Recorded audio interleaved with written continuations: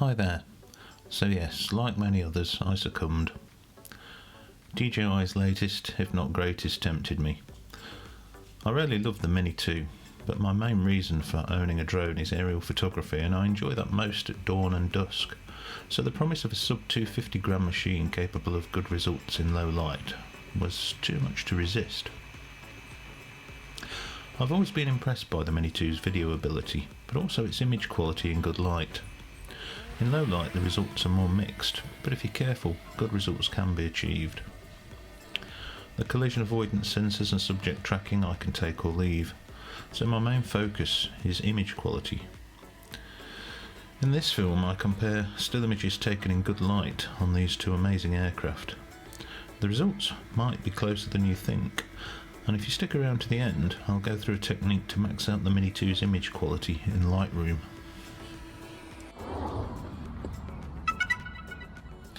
Let me say from the start that this was a far from scientific test. Ideally I would have flown both aircraft simultaneously to ensure the light level was the same and the lighting conditions were the same. I did try to get the white balance the same at 5500 Kelvin on both aircraft and zero exposure bias. You could also say that this wasn't good light.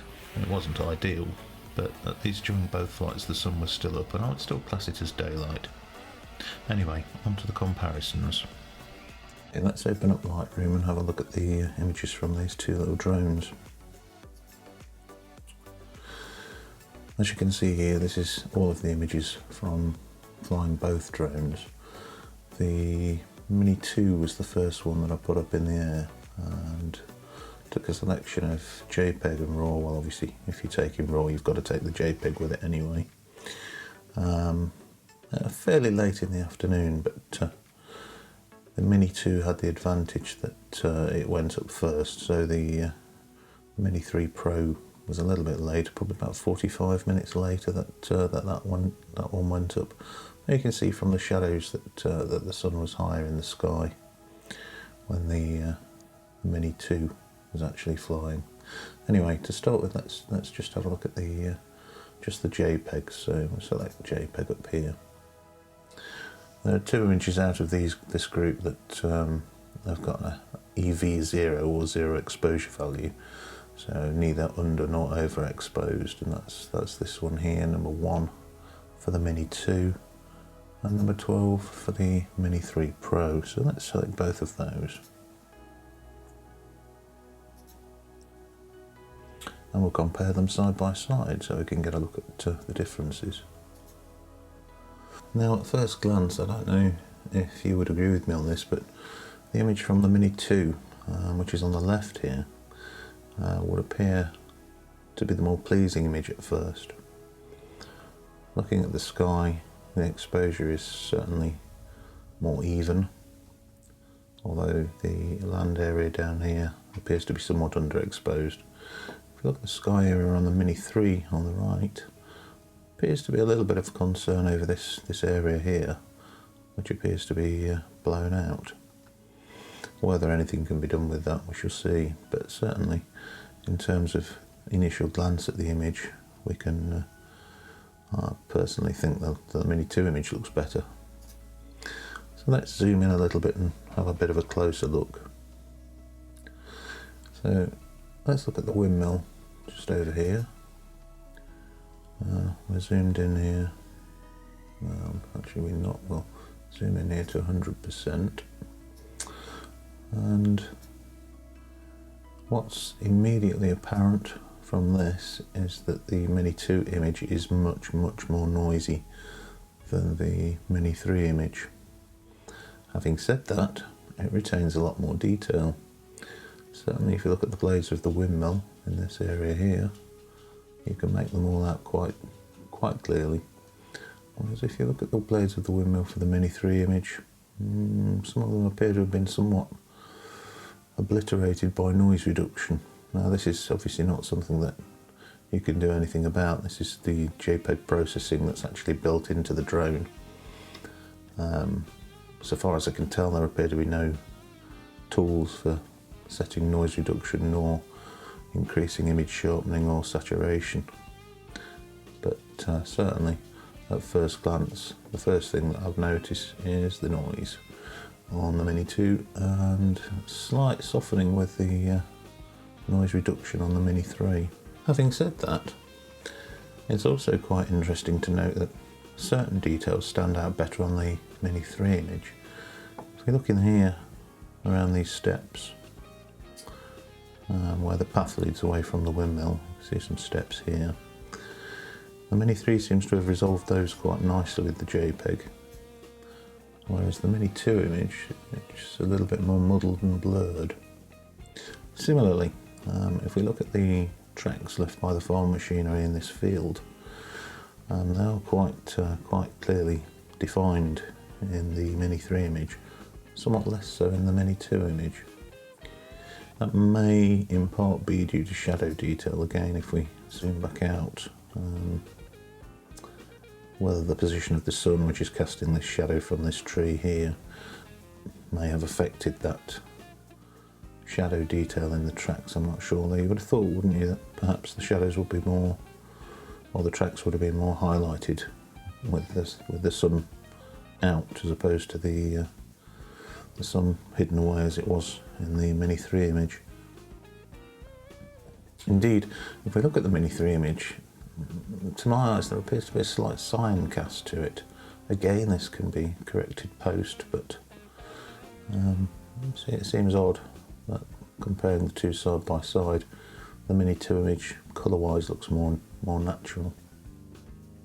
So obviously this is not a scientific test, and certainly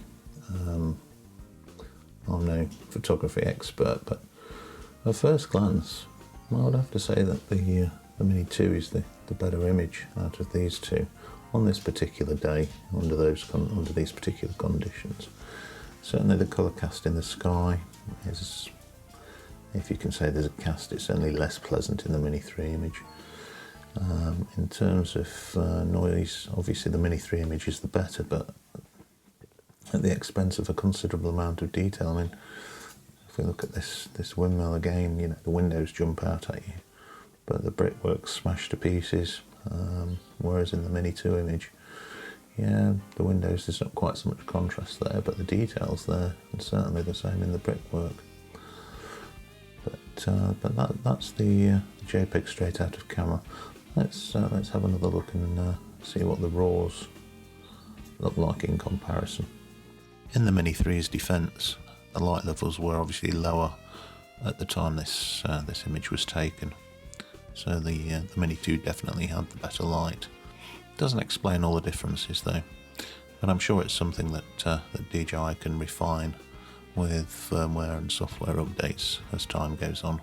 It's still early days for the Mini 3 Pro at the moment.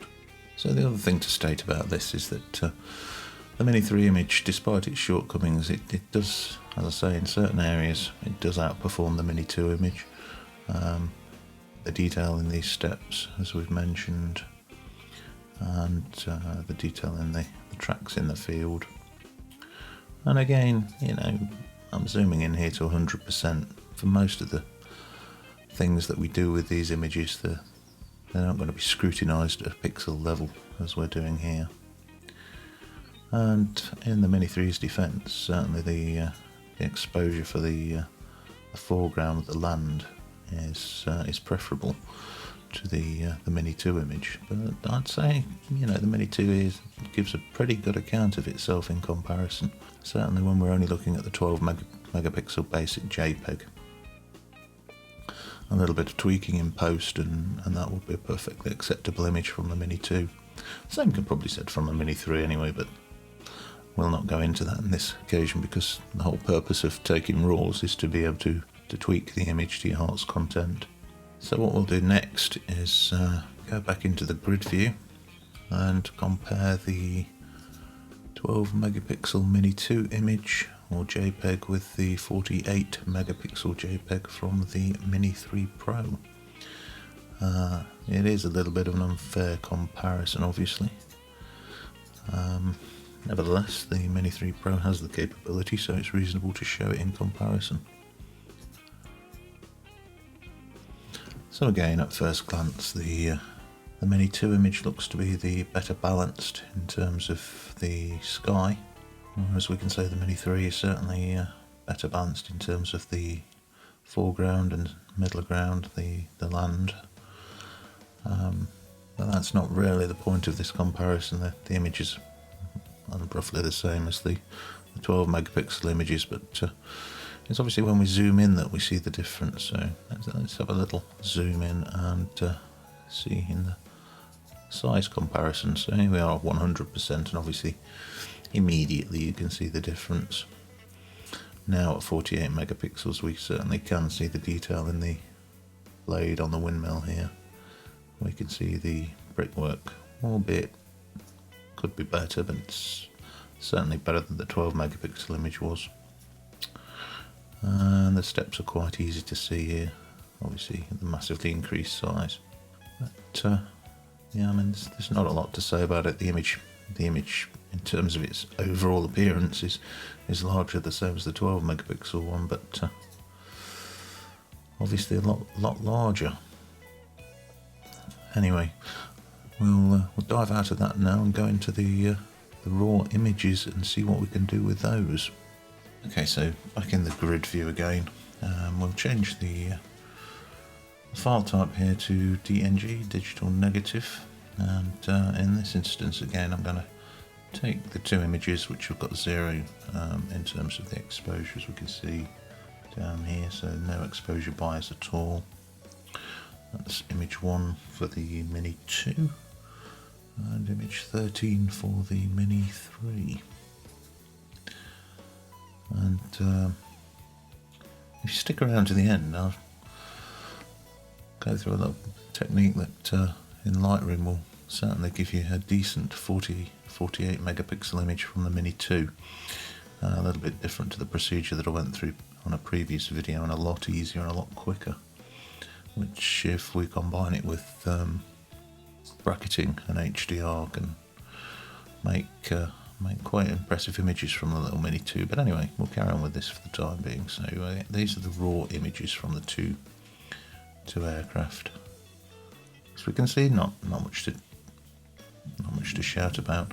Foreground exposure again is better on the Mini 3. Sky exposure appears to be better on the Mini 2, although in the Mini 3's defence this time we're not seeing the areas that are blown out as we did on the JPEG image. And the overall balance of the exposure in this case I would say goes to the Mini 3 because the foreground is better. The sky is not identical, obviously. As I said before, the images were taken at least 45 minutes apart, so it's not an exact comparison. But let's zoom in. Bear in mind no processing has been applied to either of these images, so this is literally the raw straight from the camera. Again, we can see the noise is significantly more apparent in the Mini 2, and the detail in the windmill, again, I would say slightly better in the Mini 2. Contrast is certainly better in the Mini 3, although there appears to be a little bit of, I don't know, fringing around the windows in places. We've certainly got a lot less noise, but we don't have the blurring effect of the aggressive noise reduction on the raw file that we saw on the JPEG.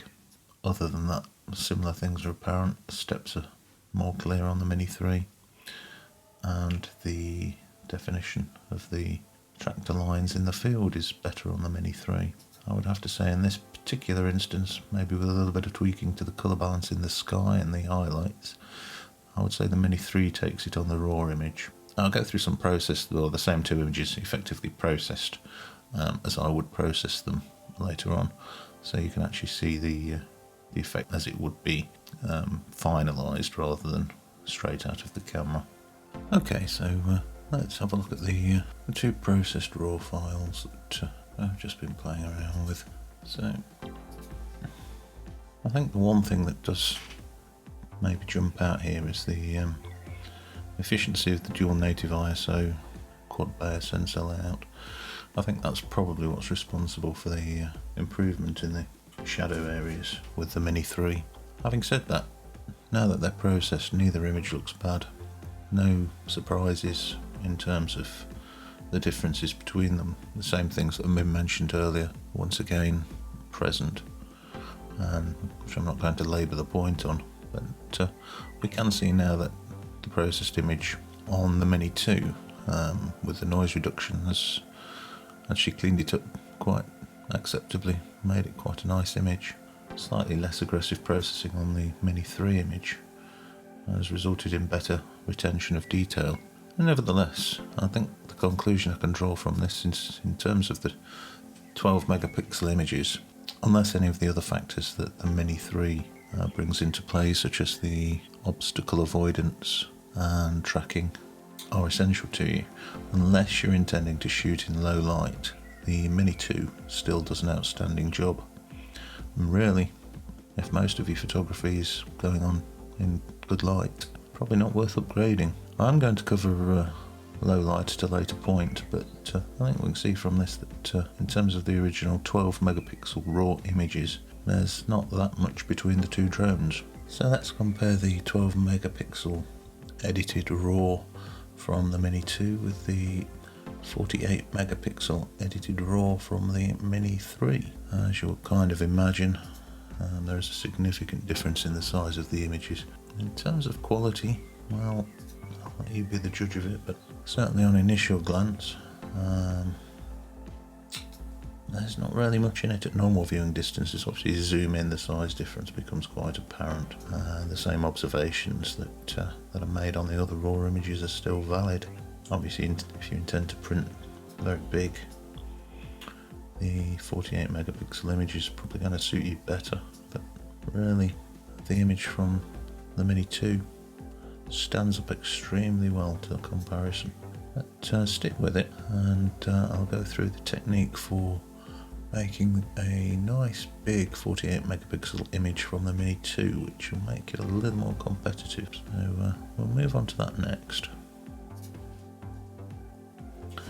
Okay, so what we're going to do now is just go through and have a look at that technique for getting a nice big 48 megapixel image from the Mini 2 without a great deal of effort. So I take the same RAW file that we were using in all the previous comparisons for the Mini 2 here. All we're going to do is right click in Lightroom, the library mode, and go down to Enhance down here. And we're going to select that. It's difficult to see on this preview, but essentially it's taking the pixels and doubling them. So we're going to click Enhance. It's going to do its thing, as we can see in the top left. Okay, and here we have the enhanced image. So let's give it a little bit of processing. I'm not going to talk you through it because it'll take quite a while and this video will go on forever. However, I will speed the footage up, and when we finish the processing we'll compare it with the 48 megapixel image from the Mini 3 Pro.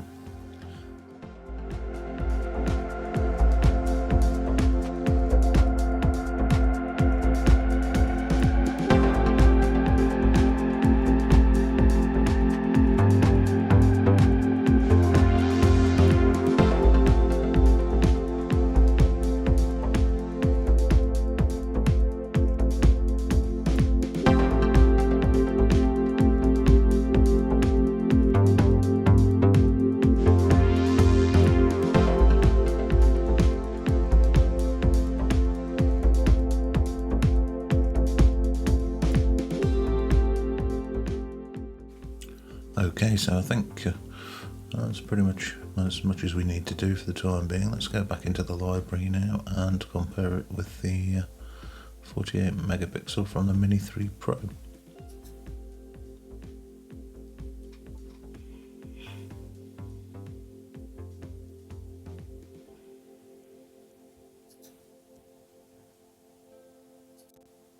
So again, at this zoom level we're not tell much difference. Let's zoom in a little bit.